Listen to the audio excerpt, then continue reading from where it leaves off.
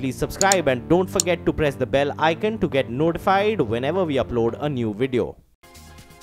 Welcome back. You're watching India Business Hour Plus. Now, the United States of America and China have agreed to put their trade tussle on hold. Both Washington and Beijing issued a joint statement over the weekend. The statement basically highlighted that America would substantially reduce their trade deficit with China. There was, however, no commitment on cutting the gap by any specific amount. Now, according to the United States of America, Treasury Secretary Steven Mnuchin, US and China have decided to work on a wider agreement to address various trade imbalances that currently stand between the two nations. Here's what exactly he had to say.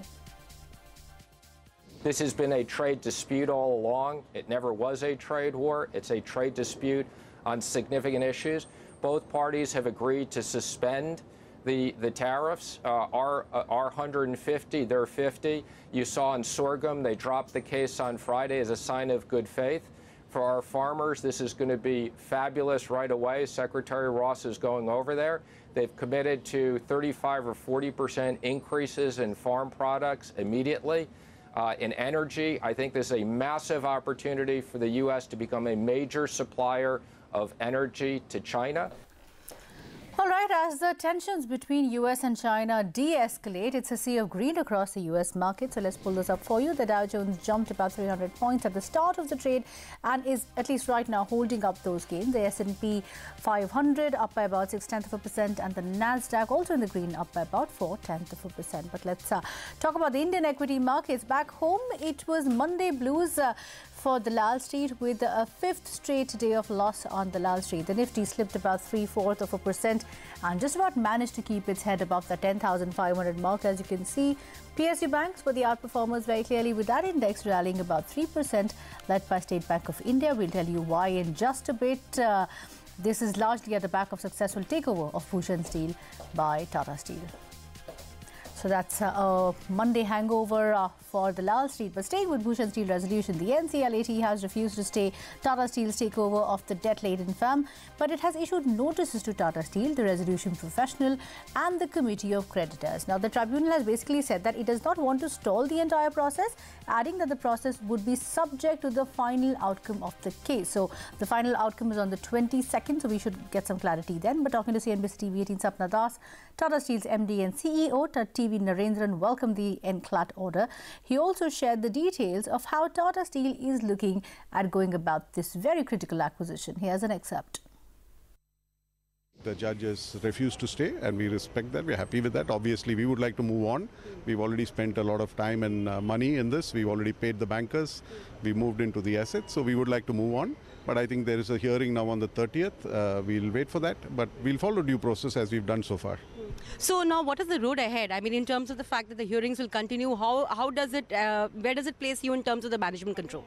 Well, as far as we are concerned, we paid the banks and they've transferred the shares in our name. So 36,500 odd crore? Yeah, absolutely. Numbers again? 35,200 crores. So we paid the banks and the banks have transferred the shares in our name. So as far as we are concerned, we are now the owners of Bhushan Steel, and our teams have already moved into the multiple sites, and we are working with the local teams there. And I think the local teams have welcomed us. We are happy to be there. We are happy to work with them, and it's a good company which can do even better. Okay, so Tata Steel is going to be in focus, of course, for the next few days till we see some kind of clarity on what the final order is going to be. But for now, it looks like a done deal. Now, a day after meeting the governor and staking his claim to form the government in Karnataka, JDS leader H.D. Kumaraswamy met Sonia Gandhi and Rahul Gandhi in the national capital today. Congress and the JDS are basically finalizing a common minimum program and the size of the new cabinet. Meanwhile, the war of words on government formation in Karnataka refuses to die down. Today, both the BJP and the Congress traded barbs yet again. Here are some highlights. Mandate के खिलाफ जाकर कांग्रेस ने JDS का समर्थन किया है। Mandate के खिलाफ जाकर जेडीएस ने कांग्रेस का समर्थन लिया है, और मैं मानता हूं कि ये अपवित्र गठबंधन है। आप हमें कह रहे हो जोड़ तोड़ की राजनीति, हॉर्स ट्रेडिंग वगैरह वगैरह। भैया, हम पर तो हॉर्स ट्रेडिंग का एक गलत आरोप लगा है। इन्होंने तो पूरा अस्तबल बेच खाया है। BJP, which has done multiple marriages, normally it's an offense, multiple, So that in itself is an unholy thing to do. And how many unholy alliances they have? They have alliances with those who have criticized them, condemned them. Meanwhile, Prime Minister Narendra Modi met with Russia's President Vladimir Putin in Russia's coastal city Sochi today. According to reports, the two leaders discussed key global and bilateral issues during their informal summit. Prime Minister Modi was in Russia only for 9 hours for this summit at the invitation of President Putin. Now, this summit comes close to the heels of a similar meeting the Indian Prime Minister had with China's President Xi Jinping last month. लंबे अरसे से भारत और Russia एक अटूट मित्र रहे हैं। लगातार हमारे बायलैटरल मीटिंग होती रहती है, लेकिन मैं राष्ट्रपति पुतिन का बहुत आभारी हूं कि उन्होंने एक इनफॉर्मल समिट के रूप में, इनफॉर्मल मीटिंग के रूप में मुझे निमंत्रित किया। हमारे लिए खुशी की बात है, चाहे एससीओ जिसमें आपने बहुत बड़ी भूमिका अदा की भारत को परमानेंट मेंबरशिप दिलाने में, चाहे ब्रिक्स समिट हो, चाहे सीकांग हो, चाहे नॉर्थ साउथ कॉरिडोर की बात हो, हम मिलजुल करके एक के बाद एक अनेक मैकेनिज्म में साथ काम कर रहे हैं और सफलतापूर्वक आगे बढ़ा रहे हैं। And here's the big national story back home. Kerala's health department has been put on high alert after 6 people died in Kozhikode due to a deadly virus called Nipah. The virus, which has high fatality rate, spreads mainly through bats, pigs and other animals. The Union Health Minister has rushed a team to the state to cope with the outbreak. A single window system has also been put in place to monitor emergency treatment to meet any eventuality. The health department has even issued directions to all district medical officers to forward information in case people with similar symptoms approach them. And on that note, we will take another very short commercial break. On the other side, what does the March EPFO data say about job additions? Is there an improvement? We'll tell you after the break. Don't go anywhere.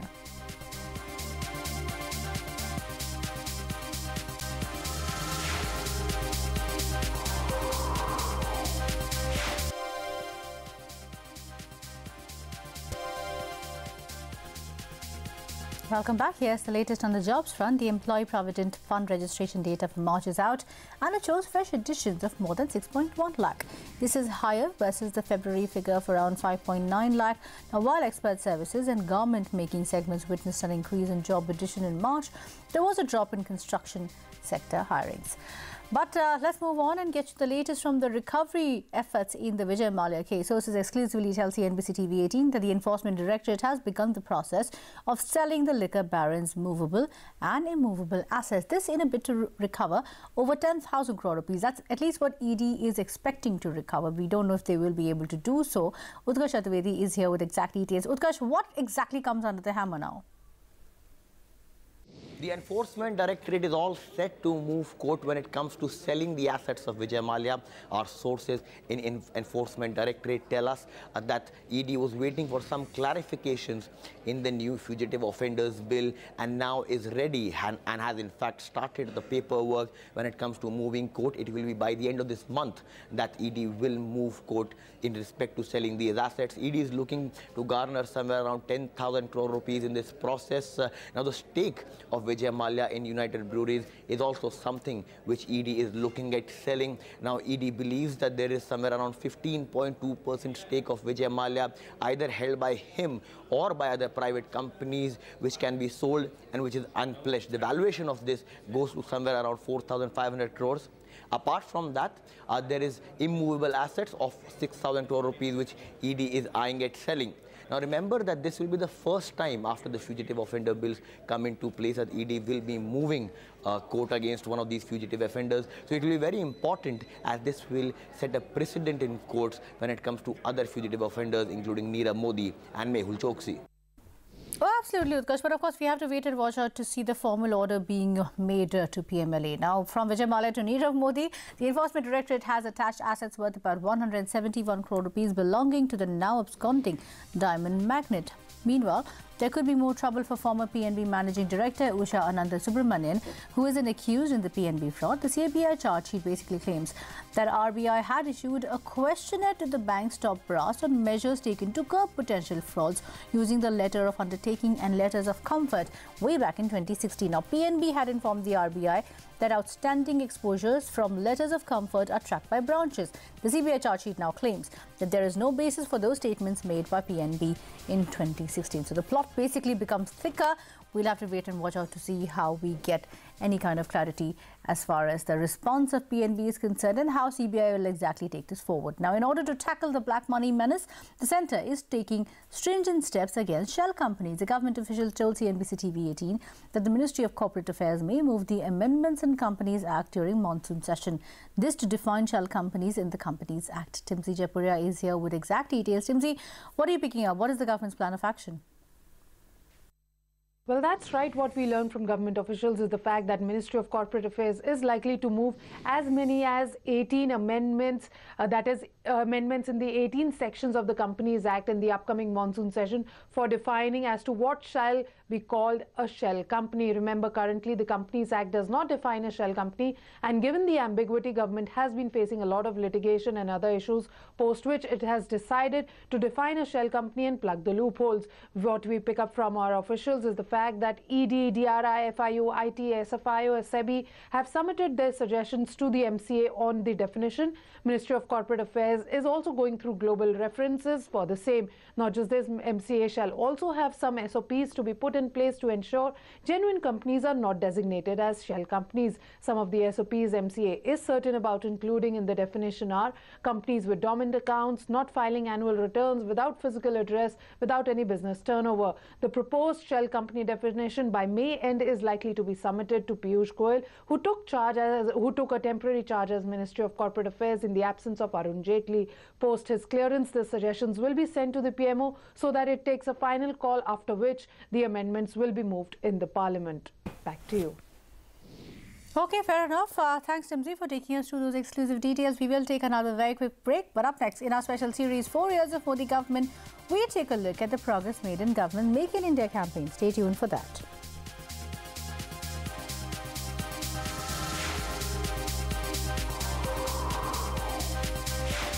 Welcome back. You're still watching India Business Hour Plus. Now, the Make in India campaign was one of the first big announcements by the Modi government, was the Make in India campaign. But now the initial euphoria has waned, as it is evident from the plateauing of foreign direct flows. We now learn that the government is overhauling the original Make in India initiative by targeting fewer sectors under the program. Rituparna Bhuyan sums up the past 4 years and tells us what to expect going forward. Make in India is one of the most high-profile announcements made by the Modi government. It was launched on September 25, 2014. 25 sectors were identified after industry consultations. But what is Make in India? Is it a PR campaign, or is it a policy? Well, the government mostly left the answer ambiguous. This year, the Commerce Ministry told Lok Sabha that Make in India is not a program, but an initiative to make India a global manufacturing hub. In addition, the Commerce Ministry also maintained that it does not have data on how much industrial activity has been happening under Make in India. Key interventions through the Make in India program include liberalizing FDI policy on several sectors, including defense, railways, medical devices, as well as a push for ease of doing business and a stronger IPR policy. Well, what kind of impact did the Make in India program have? Well, we analyzed FDI data and found that in the initial years, we saw FDI the FDI inflows reaching record levels. But when we saw the years progressing, we saw that in FY16, for example, while the FDI growth was 29%, in FY18, this could actually see less than 1% growth. And it's clear that the FDI growth rate will be plateauing as far as FY18 is concerned. We also analyzed top 10 FDI receiving sectors and found that bulk of the FDI, that is around 46.67% of the total inflows in these top 10 sectors, actually came into non-manufacturing sectors. We also looked at the kind of FDI that went into the manufacturing sectors from that list of top 10 FDI receiving sectors, and found that just 14.6% of the total FDI came into the manufacturing sectors. Meanwhile, the government seems to have started recalibrating its Make in India policy from mid-2017. For example, we saw a new public procurement policy that gave preference to local companies which made their products in India. In fact, the government has mandated stringent local content mandatory for goods procured by government and PSUs. Not only that, we have seen that the Make in India sector list was quietly pruned from 25 to 21. This was done quietly. We have actually sought details from DIPB through an RTI on this, but till now we do not have much details on that.